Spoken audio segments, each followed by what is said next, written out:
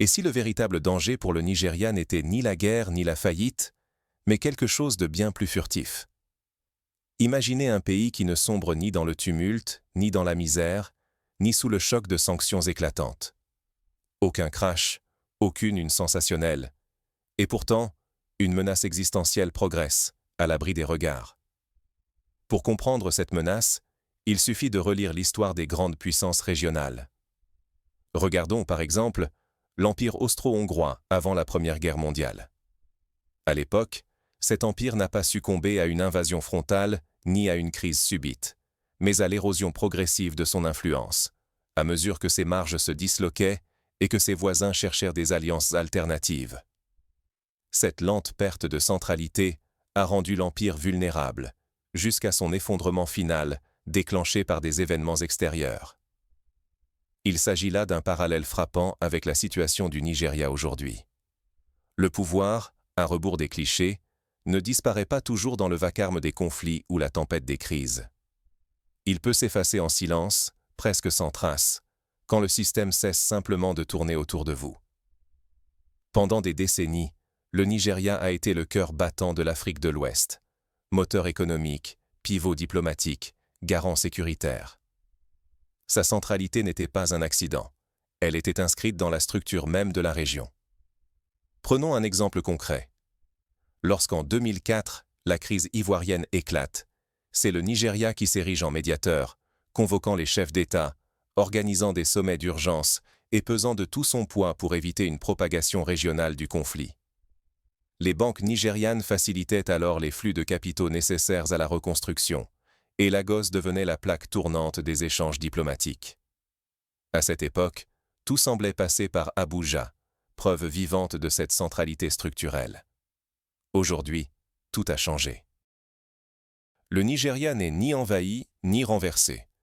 Il est, tout simplement, évité. Lorsque certains États du Sahel ont choisi de quitter la CEDEAO, ils n'ont pas défié Abuja frontalement. Ils ont préféré une tactique plus radicale: s'extraire du mécanisme qui faisait du Nigeria le pôle régional par défaut. Pour illustrer ce phénomène, on peut comparer la situation à celle de Venise au XVIe siècle. Longtemps au centre des routes commerciales méditerranéennes, la Sérénissime a vu son influence décliner non pas à cause d'une défaite militaire, mais parce que les routes maritimes vers l'Atlantique ont fini par court-circuiter sa position centrale. Le commerce, la diplomatie, tout a fini par la contourner. C'est exactement ce que redoute aujourd'hui le Nigeria. Voilà le paradoxe glaçant. La puissance peut s'éteindre sans effondrement visible, car elle repose d'abord sur la centralité, les flux, les automatismes collectifs. Dès que le système devient optionnel, l'influence devient discutable, et sa perte peut passer inaperçue, jusqu'à ce qu'il soit trop tard pour l'enrayer. Ce n'est pas une simple question de déclin, ni de prestige. C'est la disparition muette de leviers d'action que l'on croyait gravés dans le marbre. Désormais, la roue régionale ne tourne plus naturellement autour du Nigeria. Elle cherche de nouveaux axes, invente d'autres trajectoires. Mais cette érosion sourde de l'influence n'est pas un phénomène abstrait. Elle entraîne des conséquences très concrètes, pour le Nigeria comme pour ses voisins. Car à mesure que le centre se dérobe, les règles du jeu régional basculent. Le vrai pouvoir du Nigeria n'a jamais reposé sur la force brute, mais sur une position centrale, presque incontournable. Au cœur de l'Afrique de l'Ouest, le Nigeria n'était pas simplement un géant démographique ou économique. Il agissait comme le pivot invisible autour duquel s'articulaient le commerce, la diplomatie et la sécurité régionale. Ports, routes, banques, population immense, tout menait inévitablement à Lagos ou Abuja. Pour illustrer cette réalité, pensons à la façon dont les compagnies aériennes africaines planifiaient leurs itinéraires. Jusqu'à récemment, la majorité des vols entre pays d'Afrique de l'Ouest passaient par Lagos, transformant l'aéroport Murtala Muhammed en hub naturel pour la région. Les marchandises, les délégations officielles, les touristes, tous transitaient par le Nigeria, lui garantissant un flux constant de revenus et d'influence. Cette centralité logistique n'était pas le fruit du hasard, mais le résultat d'une architecture régionale soigneusement bâtie au fil des années. Mais cette centralité n'avait rien d'une domination imposée. Elle s'enracinait dans l'architecture de la CEDEAO, pensée comme un véritable système d'exploitation régionale. Circulation des personnes, intégration des marchés, défense commune. Chaque mécanisme passait, d'une façon ou d'une autre, par le Nigeria. Cela faisait du Nigeria un acteur incontournable, sans même avoir à lever la voix. Les investisseurs étrangers, les États voisins, tous dépendaient de ses infrastructures et de son marché tentaculaire pour accéder à l'ensemble de la région. C'était là une puissance structurelle, subtile mais redoutable. Être au centre, non pas par la force, mais parce que le système lui-même le voulait ainsi. Prenons le cas des télécommunications.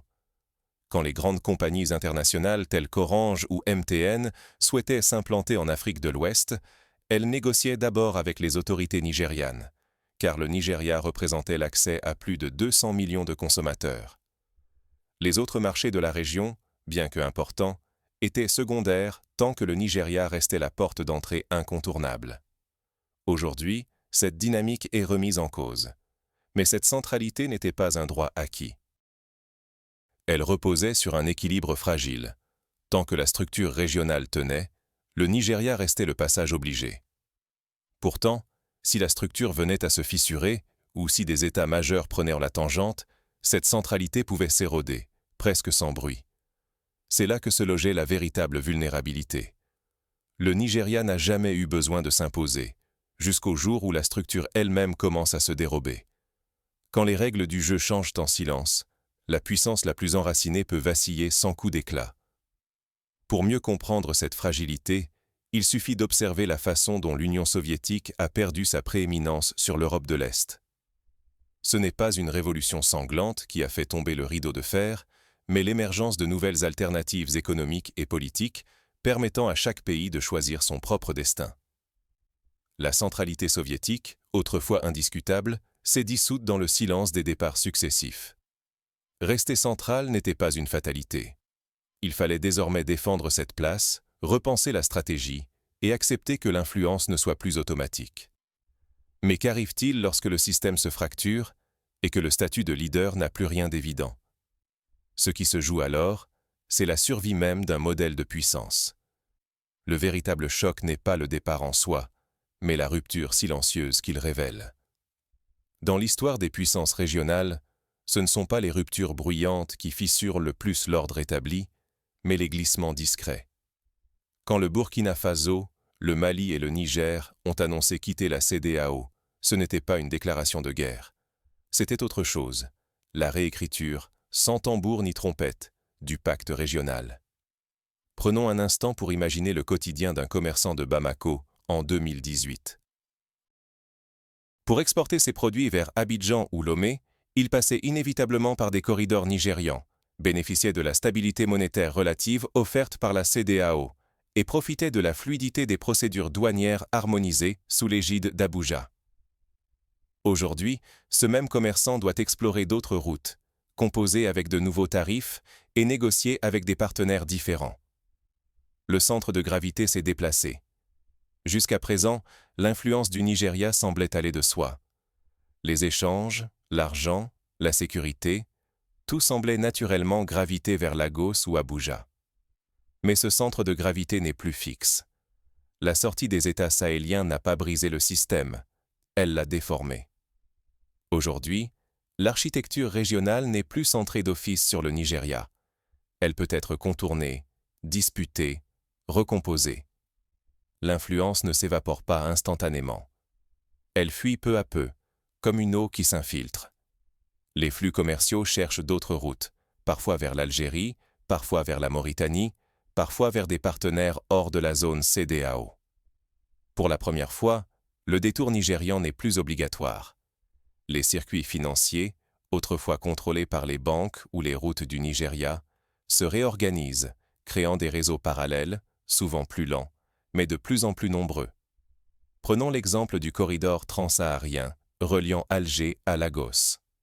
Pendant longtemps, ce projet est resté théorique, car la dynamique régionale favorisait les axes Est-Ouest centrés sur le Nigeria.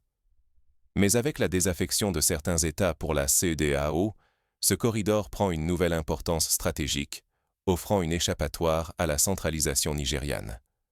La sécurité aussi se redessine. Le Burkina Faso, le Mali et le Niger, désormais unis dans l'Alliance des États du Sahel, expérimentent de nouveaux partenaires, hors de l'orbite d'Abuja. Chaque succès, une entente de transit, une opération conjointe, une nouvelle logistique, fragilise encore la position centrale du Nigeria. Ce qui était automatique devient conditionnel. Le Nigeria doit désormais convaincre, négocier, parfois même payer pour obtenir la coopération qui lui était acquise hier. Cette fragmentation offre plus de liberté aux États du Sahel, mais elle coûte cher au Nigeria. Moins d'agilité, moins de rapidité, surtout moins de pouvoir de négociation. Rien de spectaculaire à première vue. Mais, pour qui regarde de près, les conséquences apparaissent. Des marchés qui échappent, des alliances qui se défont, une voie diplomatique qui, lentement, s'allège. En perdant sa centralité structurelle, le Nigeria risque de devoir acheter son importance, là où elle lui était autrefois donnée. Voilà le vrai tournant. La question n'est plus de savoir si le Nigeria est puissant, mais s'il peut le rester, alors que l'ordre régional se réécrit autour de lui et que chaque acteur teste de nouvelles options. Mais cette évolution ne se limite pas à une question de prestige. Elle redéfinit le jeu des intérêts, forçant chaque acteur à repenser sa stratégie et ses alliances. Quand le centre cesse d'être incontournable, comment retrouver sa valeur? La sortie des États du Sahel de la CEDEAO ne marque pas seulement un tournant, elle crée un précédent. L'Alliance des États du Sahel, même si elle n'incarne pas encore une alternative triomphante, prouve qu'il devient possible de s'organiser hors du cadre régional traditionnel. Cela ouvre la porte à d'autres scénarios de régionalisation multipolaire, bouleversant l'équilibre établi. Pour illustrer l'impact potentiel de cette évolution, souvenons-nous de la désintégration de la Yougoslavie dans les années 90. Tant que la fédération était perçue comme inévitable, chaque république restait arrimée à Belgrade. Mais dès que la Slovénie et la Croatie ont osé s'en détacher, l'idée de quitter le centre est devenue contagieuse. Le précédent a façonné une nouvelle normalité qui a mené à la fragmentation complète de la région. Désormais, l'adhésion n'a plus rien d'automatique. Elle se transforme en véritable choix stratégique. Ce simple glissement rebat toutes les cartes pour les États voisins. Le Nigeria n'est plus le passage obligé, et chaque partenaire réévalue où placer ses intérêts, ses alliances et ses réseaux commerciaux. Un nouveau paysage émerge, où l'option de s'éloigner du centre ou de l'ignorer devient structurellement possible. Même si l'expérience sahélienne échouait, la normalisation de la sortie serait irréversible. Oser quitter le système fait son chemin dans les esprits et installe l'idée d'une alternative crédible. Rien que le fait de pouvoir sérieusement envisager de contourner ou d'écarter le Nigeria constitue déjà un bouleversement stratégique majeur dans la région. Pour le Nigeria, la question n'est plus de préserver le statu quo, mais de survivre dans cette nouvelle donne. Soit il réussit à réinventer son rôle, à regagner confiance et pertinence par des actions concrètes, soit il s'expose à une marginalisation progressive. Le dilemme est limpide, s'adapter ou devenir obsolète. L'histoire régionale regorge d'exemples d'acteurs jadis centraux, devenus périphériques pour avoir refusé de se transformer. Dans ce contexte, la perte de pertinence devient le risque le plus redoutable. Il ne s'agit plus d'image ou de prestige, mais de la capacité réelle à demeurer un acteur clé dans la distribution des opportunités économiques, des accords sécuritaires et de l'influence diplomatique. L'histoire n'épargne pas ceux qui s'accrochent à la permanence au lieu d'embrasser le changement. Pour donner un exemple, regardons la trajectoire du Royaume-Uni après le Brexit. Autrefois incontournable au sein de l'Union européenne, Londres doit aujourd'hui négocier chaque accès, chaque accord, chaque partenariat. Son influence, jadis automatique, est désormais le résultat d'efforts constants, de concessions et d'adaptations. Ce qui était simple est devenu complexe. Pour le Nigeria, l'enjeu est similaire, transformer la perte de centralité en opportunité de réinvention. Ce déplacement silencieux du centre de gravité régional impose une nouvelle exigence. La légitimité ne s'hérite plus, elle se construit. Le Nigeria, pour rester influent, doit désormais convaincre plutôt qu'imposer. L'ère du leadership hérité appartient désormais au passé. Dans un ordre régional en pleine mutation, le Nigeria, comme tout acteur majeur, ne bénéficie plus du privilège de la centralité automatique. Désormais, deux chemins s'offrent à lui: s'adapter activement ou s'enliser dans l'attente d'un retour hypothétique à la normale. S'adapter, c'est reconnaître que l'influence ne s'impose plus d'elle-même. Il faut repenser le leadership, non plus l'exercer comme une domination, mais comme une responsabilité au service de la région. Ce nouveau modèle exige d'investir dans la création de valeur, de renforcer sa crédibilité, mais surtout d'adopter une agilité stratégique face à l'incertitude. À l'opposé, choisir l'immobilisme revient à miser sur le statu quo, en espérant une restauration de l'ordre ancien.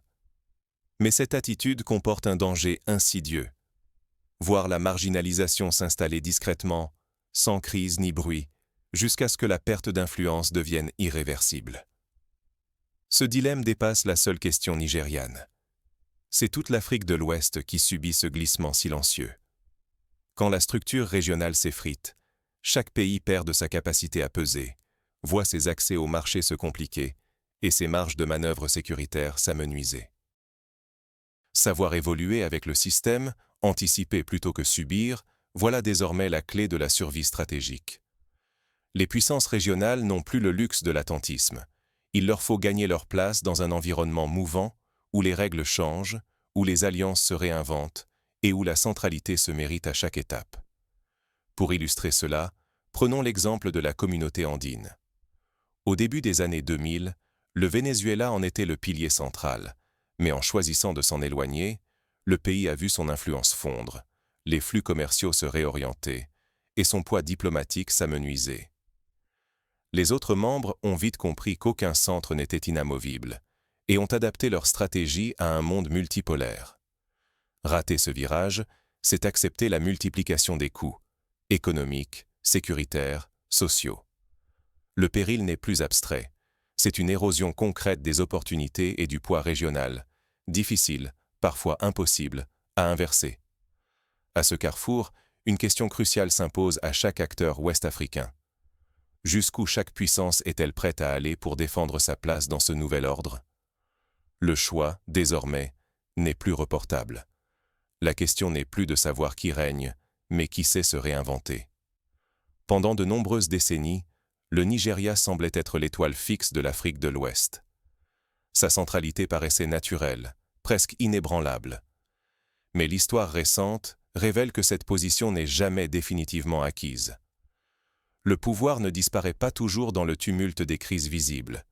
Il s'effrite souvent dans le silence, quand la structure qui l'entoure évolue, lentement mais radicalement. Pour prolonger la réflexion, prenons l'exemple de la Ligue hanséatique au Moyen Âge. Tant que les villes allemandes contrôlaient les flux commerciaux nordiques, leur puissance était indiscutable. Mais l'émergence de routes atlantiques et l'essor des États-nations ont rendu cette centralité obsolète. Les villes hanséatiques ont dû choisir, s'adapter à la nouvelle donne ou sombrer dans l'oubli économique. La leçon est universelle. La centralité se mérite, elle ne se décrète pas. Le retrait des États du Sahel de la CEDEAO n'est pas un simple accident politique. C'est un bouleversement profond des règles du jeu régional. Désormais, la puissance ne s'appuie plus seulement sur la taille d'un marché ou les souvenirs d'une influence passée. Elle repose sur la capacité à changer, à saisir que la centralité ne se décrète plus.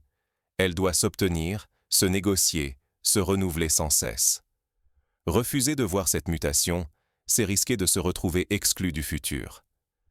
Les opportunités économiques, la stabilité sécuritaire, le jeu diplomatique, tout devient fragile pour qui reste aveugle à la recomposition en cours. Le Nigeria, autrefois pivot autour duquel tout orbitait, doit admettre que la gravité régionale peut se déplacer. Rester immobile au centre, sans évoluer, expose à une marginalisation lente mais certaine.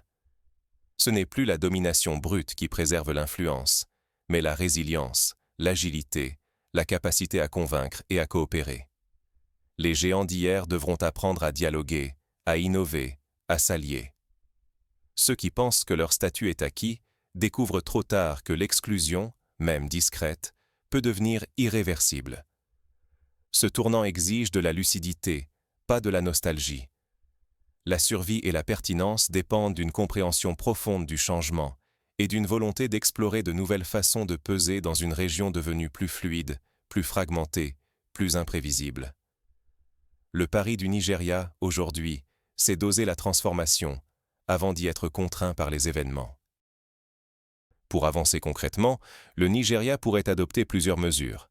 Investir dans les infrastructures transfrontalières pour regagner l'attractivité logistique, lancer des initiatives conjointes de sécurité avec les États voisins, offrir des avantages fiscaux ciblés pour maintenir les flux commerciaux régionaux sur son territoire, ou encore renforcer les liens culturels et éducatifs à travers des programmes de mobilité universitaire et de coopération artistique. Il ne s'agit plus d'imposer, mais de séduire et de fidéliser. Un autre levier concret, la diplomatie économique. Le Nigeria pourrait jouer un rôle moteur dans la création de zones économiques spéciales transnationales, impliquant ses voisins dans un réseau d'intérêts partagés. Il peut également encourager l'émergence de chaînes de valeur intégrées, où la transformation des matières premières bénéficie à plusieurs pays, créant ainsi une interdépendance nouvelle. Enfin, sur le plan symbolique, il serait pertinent que le Nigeria s'engage dans des campagnes de communication régionale, valorisant les réussites collectives et adoptant un discours d'inclusion plutôt que de suprématie. À l'ère de la communication instantanée, la perception compte autant que la réalité. La question essentielle, pour le Nigeria comme pour toute puissance régionale, devient alors limpide. Comment rester indispensable dans un monde où nul ne l'est de naissance ? C'est peut-être là que se joue le vrai destin du Nigeria. Non dans la défense d'un centre perdu, mais dans la capacité à inventer un nouveau centre, mobile, souple, ouvert. La puissance d'aujourd'hui n'est plus celle des forteresses, mais des réseaux. Le Nigeria devra-t-il s'inspirer de Singapour, qui a su transformer sa position périphérique en nœud stratégique mondial, ou de l'Allemagne, qui a conquis l'Europe non par la force, mais par l'innovation et la coopération économique? Il reste une certitude. Dans ce jeu de flux et de centres mouvants, celui qui refuse de changer choisit de disparaître. Le Nigeria, s'il saisit l'enjeu, pourrait devenir le laboratoire d'une nouvelle forme de leadership régional, fondée sur la co-création, la flexibilité et la confiance renouvelée. Le défi est immense. Mais il n'est pas trop tard pour l'affronter. Alors, face à cette recomposition silencieuse, chacun doit répondre.